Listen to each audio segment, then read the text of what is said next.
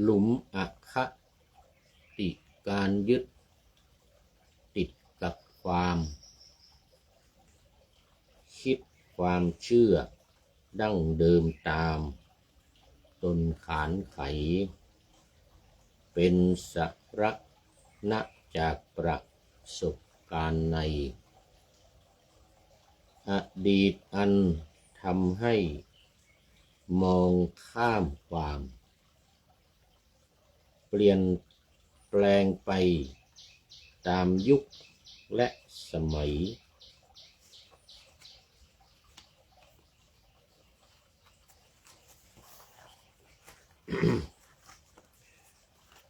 ไม่เปิดรับ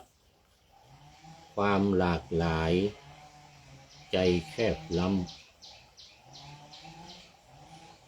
หลุมอบาย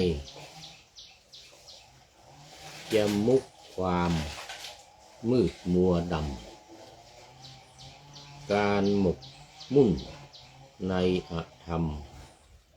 สิ่งมายาไม่ว่าจะเป็นการเล่นพนันดื่มสุราหรือการ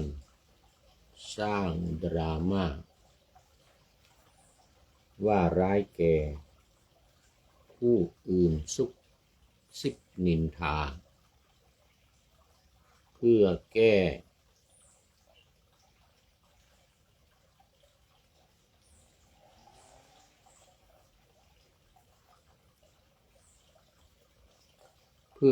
เหงาแสวงหาหรือเพิ่มเติมความรู้สึกทางใจแบบผิดแทนที่จะหากิจกรรมสร้างเสริม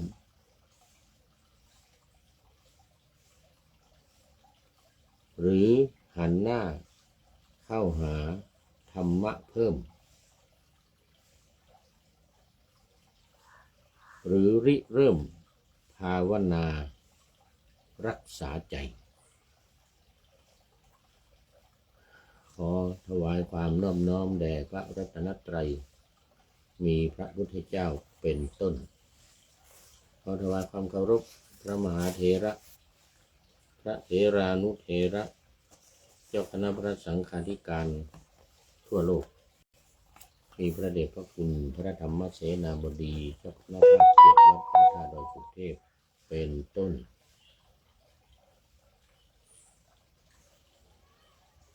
และ FC ตัวจริงพระครูธรรมธร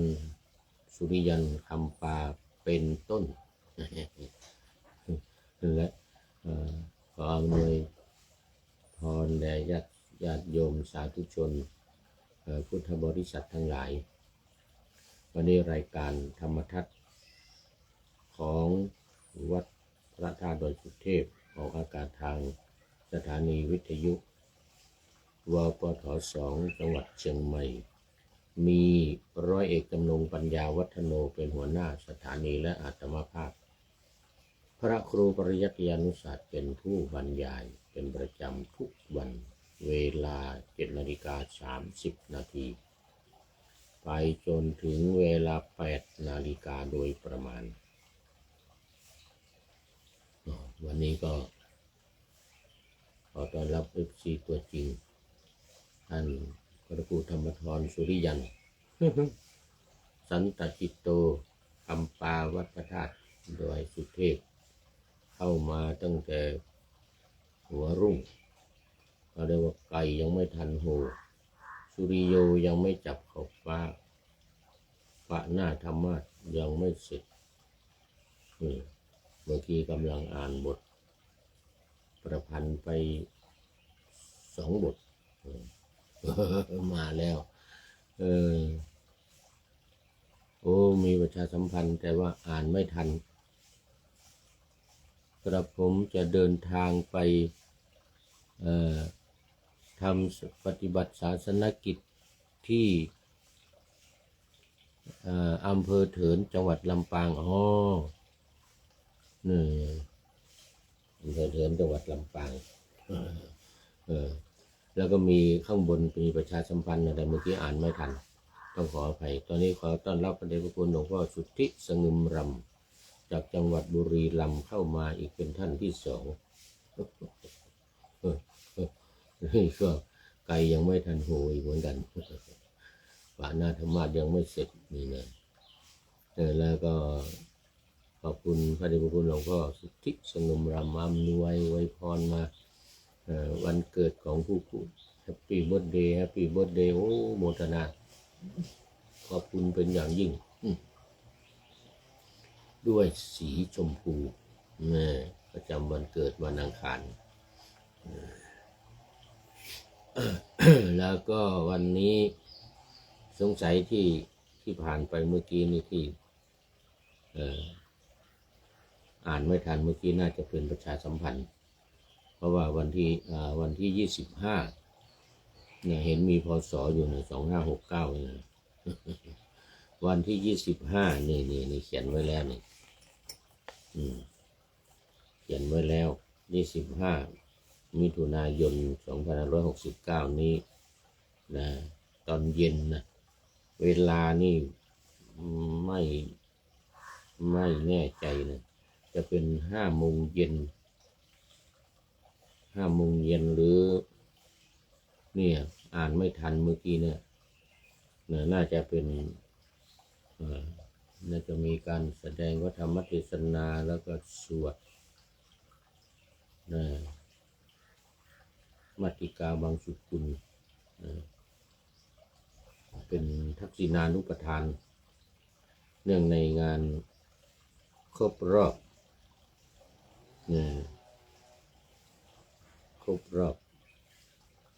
วันมรณภาพ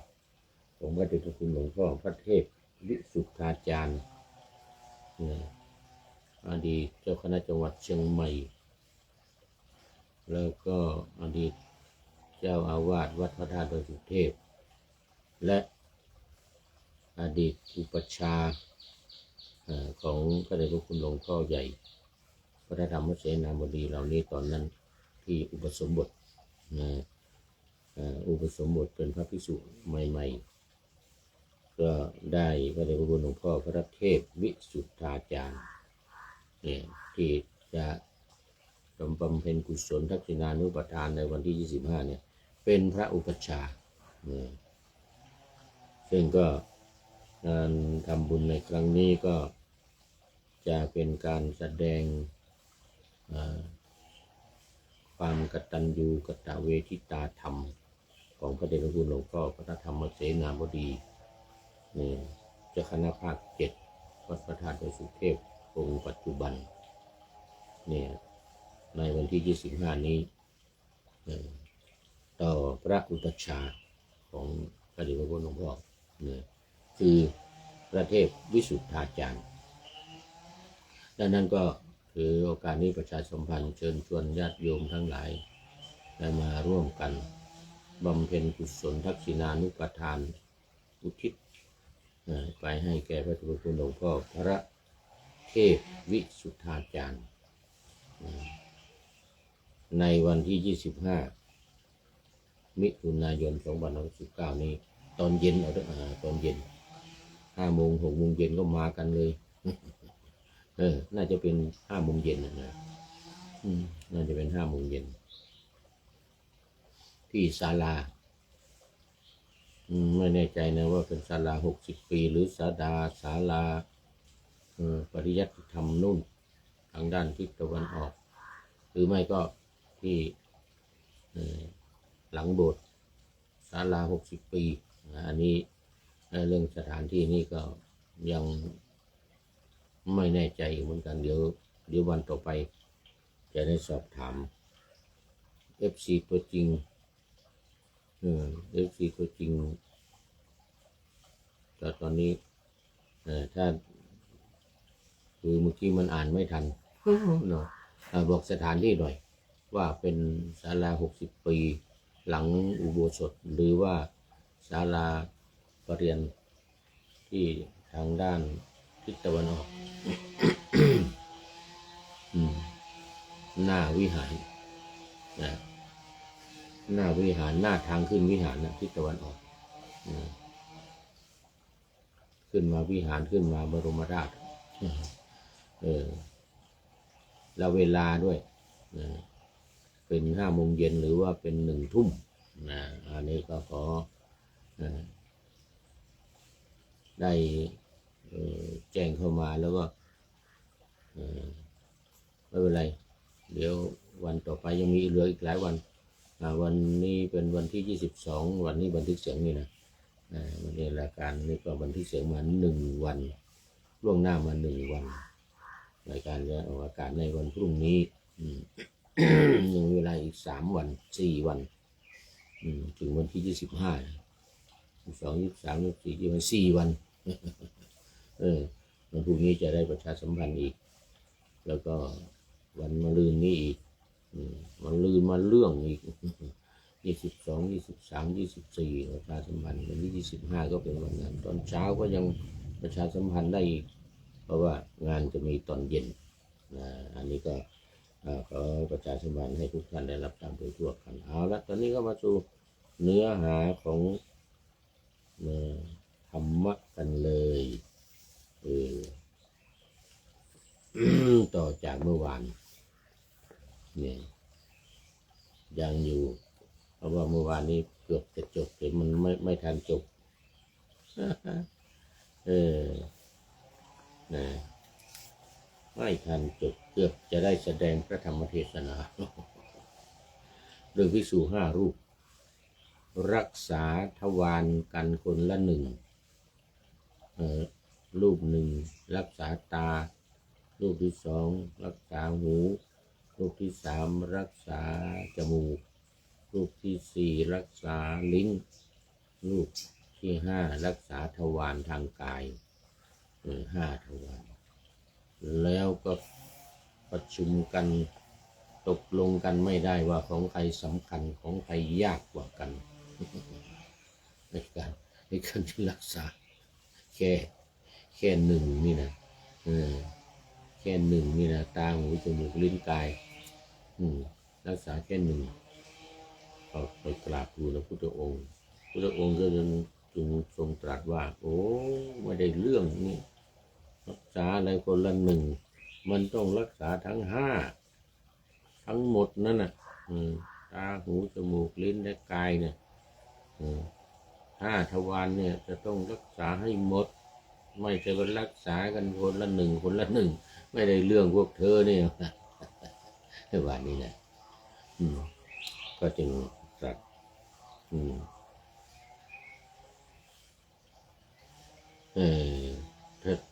จะแสดงพระธรรมเทศนาจะแสดงพระธรรมเทศนาเนี่ยพระพุทธองค์ตรัสว่าเธอทั้งหลายเนี่ยเป็นชน5 คนมีอาวุธในมือแวดล้อมพระมหาอันนี้นำอดีตนิทานมาเล่านำอดีตนิทานมาเล่าเมื่อวานนี้คือชื่อว่าความเพียรนี้สัตว์ทั้งหลายควรทำแท้แล้วก็ทรงเปล่งอำนาจแห่งความเบิกบานทรงประชุมชาดกว่าแม้การนั้นเธอทั้งหลายเป็นชน5 คนมีอาวุธในมือแล้วแวดล้อมพระมหากษัตริย์ซึ่งเสด็จไปเพื่อประโยชน์จะยึดเอาราชสมบัติในเมืองตักกศิลาเดินทางไปไม่สำรวมแล้วถูกนางยักษินีกินหมดสมัยนั้นนะในอดีตนิทานนะนางยักษินีปลอมตัวมาเป็นผีเสื้อน้ำเขาเรียกว่ารากสดจับกินหมดเหลือแต่พระโพธิสัตว์องค์เดียวเสด็จไปถึงกรุงตักกศิลาสมัยนั้นนะเพราะว่าไม่รักษาทวารทั้ง5จริงทวารมันมี6นะใจอีกใจอีกทวาร1แต่นี่มันมีภิกษุ5 รูปก็เลยรักษากัน5ถ้ามี6ก็คงจะรักษาใจอีก1 รูปอันนี้เรื่องมันเนี่ย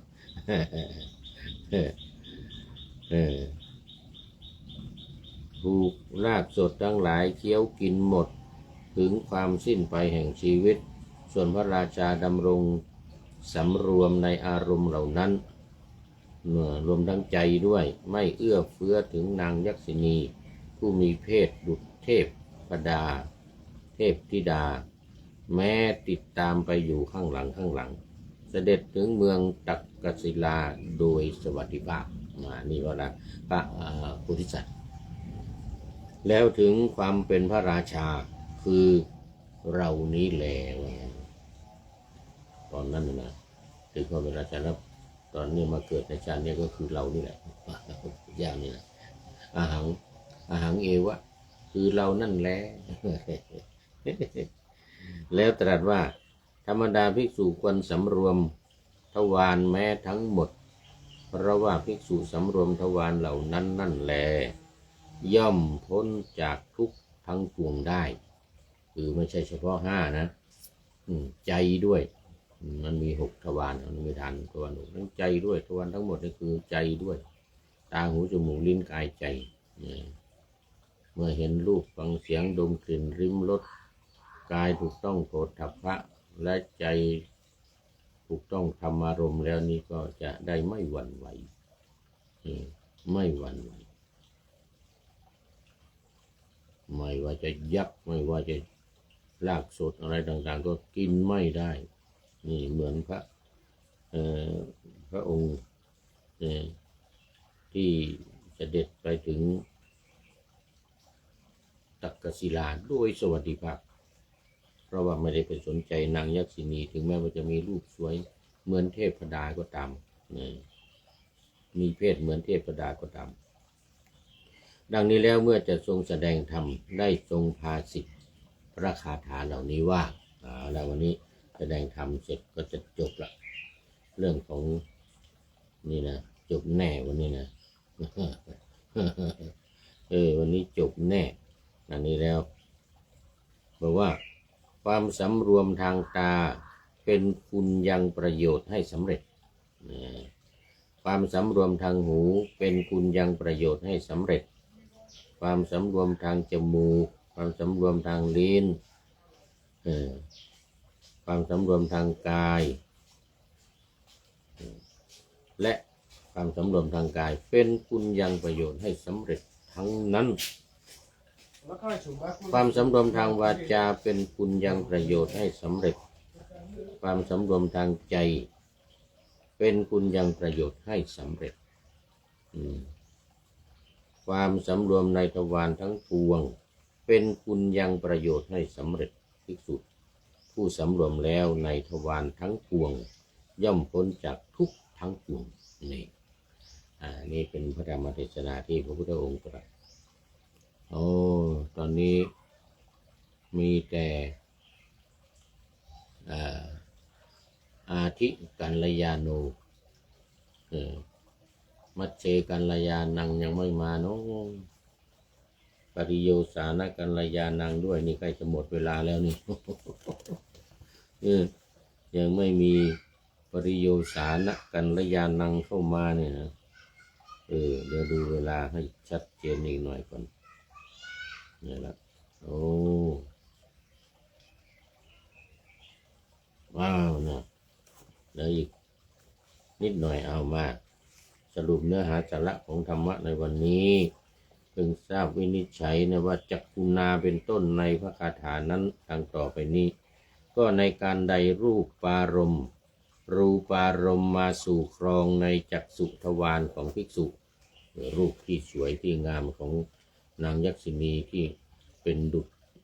เทพธิดาเนี่ยนะมาในครองจักษุของภิกษุ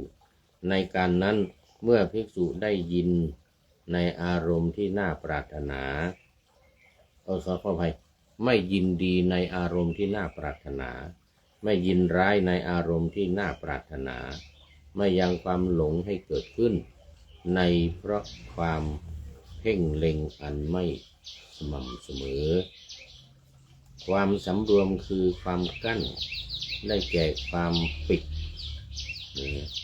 หมายถึงความคุ้มครองชื่อว่าเป็นกิริยาอันภิกษุทำแล้วในทวารนั้น ความสำรวมทางจักษุนั้นเห็นปานนั้นของภิกษุนั้นเป็นคุณยังประโยชน์ให้สำเร็จแม้ในทวารอื่นมีโสตทวารเป็นต้นนะก็เหมือนกันมีนัยยะมีความหมายในอันเดียวกันนี้คือหูจมูกลิ้นกายและใจเมื่อได้ยินเสียงเมื่อได้ดมกลิ่นเมื่อได้ลิ้มรสเมื่อได้สัมผัสกับสิ่งของแล้วก็เมื่อได้ความคิดหรือธรรมารมณ์ทางใจก็ย่อมจะไม่หวั่นไหวย่อมจะไม่หลงระเริงไปตามอารมณ์นั้นๆที่เกิดขึ้นก็ความสำรวมหรือความไม่สำรวมย่อมไม่เกิดในทวารทั้งหลายมีจักขุทวารเป็นต้นเลยแต่ความสำรวมหรือความไม่สำรวมนี้ย่อมได้ในวิถีแห่งชวนจิตข้างหน้าจริงอยู่ในคราวนั้นความไม่สำรวมเมื่อเกิดขึ้นเป็นอกุศลธรรม5อย่างนี้คือความไม่เชื่อในความไม่อดทนความเกียจคร้านความหลงลืมสติและความไม่รู้ย่อมได้ในอกุศลวิถีความสำรวมเมื่อเกิดขึ้นเป็นกุศลธรรม5อย่างนี้คือความเชื่อความอดทนความเพียรความระลึกได้ความรู้ย่อมได้ในกุศลวิถีก็ประสาทกายก็ดีใจโจปนกายก็ดีย่อมได้ใน2บทนี้ว่ากายเยนะสังวโรก็คำว่าประสาทกายและโจปนกายแม้ทั้งสองนั้นคือการทวารกายทวารนั่นเองทวารทางกายเราเรียกว่าโจปนกายนะในทวารทั้งสองนั้นพระผู้มีพระภาคตรัสความสำรวมและความไม่สำรวมไว้ในประสาททวารประสาททวารเทียวในประสาททวารเทียวตรัสปาณาติบาตอทินนาทานและมิจฉาจารซึ่งมีประสาททวารนั้นเป็นที่ตั้งไว้แม้ในโจปนทวารทวารนั้นชื่อว่าอันภิกษุไม่สำรวมแล้วเพราะอกุศลธรรมเหล่านั้นซึ่งเกิดขึ้นอยู่ในอกุศลวิถีพร้อมด้วยปราสาททวารและปัสสาททวารและโจปนทวารเหล่านั้นชื่อว่าเป็นอันภิกษุสำรวมแล้วพระวิรัตทั้งหลายวิรัตแปลว่าเว้นเพราะว่าการเว้นมีเจตนาเป็นเครื่องเว้นจากปาณาติบาตเป็นต้นหรือไม่ฆ่าสัตว์เป็นต้นซึ่งเกิดขึ้นอยู่ในกุศลวิถี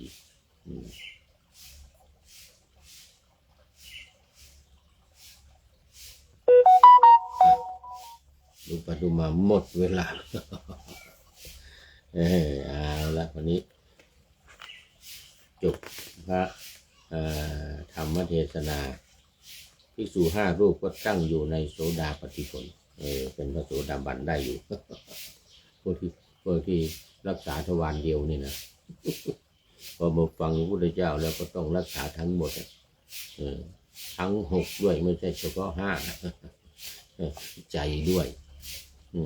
ก็บรรลุเป็นพระโสดาบันพระธรรมเทศนาก็มีประโยชน์แก่มหาชน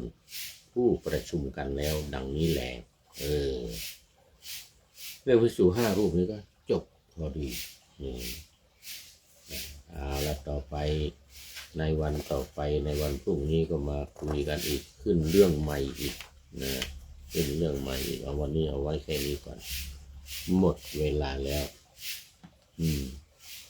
พระเดชพระคุณหลวงพ่อที่สงึมรำกับFGตัวจริงก็เป็นท่านสุดท้ายปริโยสานะกัลยาโนด้วย โอทนาเป็นอย่างยิ่งมาดูข้อคิดท้ายรายการกันหน่อยวันนี้เรื่องของหลุมยังไม่จบเพราะว่าหลุมนี่มันมีตั้ง10 หลุมนะ10 หรือ 8เนี่ย10มี10 หลุมที่เขาเรียกหลุมอันตรายหรือหลุมหายนะมันมีแต่ชิบหายอย่างเดียวว่างั้นนะหลุม10ทำให้ชิบหายวันนี้ผ่านไปแล้ว4 หลุมวันนี้หลุมที่5กับหลุมที่6นั่นจากท่านนายพลนเรศจิตรักของเราหลุมอคติการยึดติดกับความคิดความเชื่อดั้งเดิมตามตนขานไขเป็นสาระนะจากประสบการณ์ในอดีตอันทำให้มองข้ามความเปลี่ยนแปลงไปตามยุคตามสมัยยุคตามสมัย